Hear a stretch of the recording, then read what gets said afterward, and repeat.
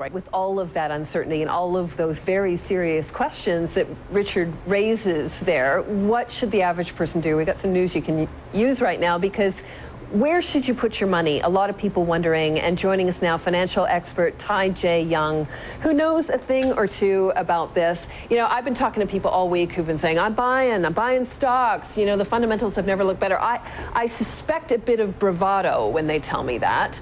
But what were you doing? Are you buying or not?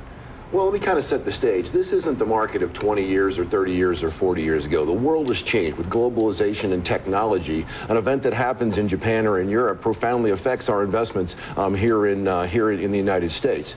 And with governments deleveraging around the world and austerity measures, meaning they're not going to be paying out the same benefits to their citizens. And here at home with Social Security mathematically going to implode at some point, we've got a plan to take care of ourselves. So that really changes how we need to invest. So do we need to be more cautious? Do we need to be way more cautious about saying, okay, stocks look discounted, let's jump in?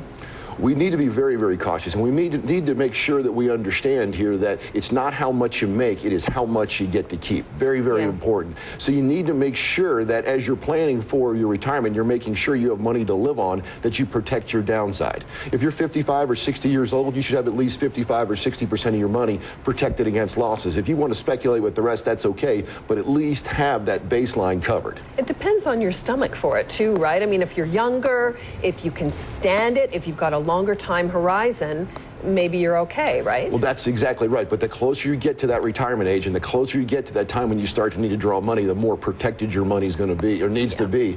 And you can still make a reasonable rate of return while having your money protected against losses. That can be done. Yeah, I'm so glad you raised that. We had a story just earlier in the newscast before you came out here. A woman, 66 years old, who's still working, fears she can never retire, says she's still in stocks. And I'm watching that thinking, 66 and wanting to retire, maybe you ought not to be in stocks. Oh, that's exactly right. I thought her guitar playing was awfully cute as well. I did see it. But yeah, it is. At 66 years old, that is a time where maybe you don't want to take as much risk. Maybe you want to protect your principal and get a reasonable rate of return instead of speculating. What's the biggest concern moving forward? Is it the risk of renewed recession, ongoing recession, double dip recession? Is it the unrest in Europe?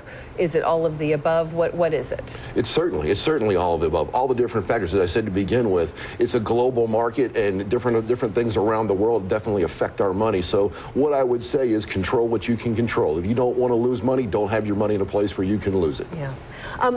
Curious your thoughts, Ty, on how this differs from 2008, because we hear from some people on the show as well saying, you know, it just feels like that again. It feels like these crazy ups and downs. Is this the same kind of situation or very different now?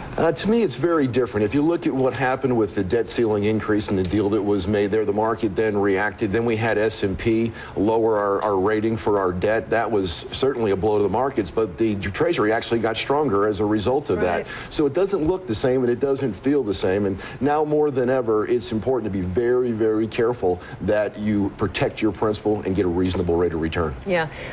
Are there any sectors in particular that you like right now? I mean, we talked about financials in the U.S. having been beaten down. We've talked a lot on this program about, you know, what some call a bubble in emerging markets. What do you like?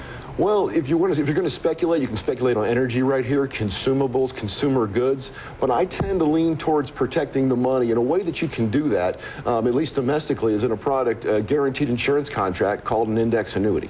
I don't like all annuities with my clients, but I like this one because you can go up with the stock market, lock in your gains, and when the stock market goes down, you don't lose anything. That's a good alternative if you don't want to take the risk. Not available in every country, though, right? That's a U.S. instrument. It's maybe in U.S. and other places, well. not all around the world. What about dividend plays? I mean, what about some of the stocks that pay the dividends? Utilities. Utilities are a defensive position. It's never a bad idea to take a defensive position. Not bad there. You could speculate on oil as well if you wanted to do that.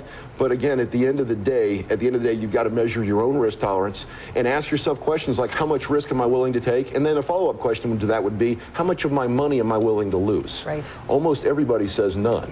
And if you're not willing to lose money, you shouldn't have your money at risk. And you can still get a reasonable rate of return. That's the part that's very important to recognize. Understood, if you put it in the right safe instrument. Right. All right. Where would that be, just real quick? Well, the index annuity that I just mentioned just a moment ago is one. A bank is, or banks are another place. Under the mattress is another.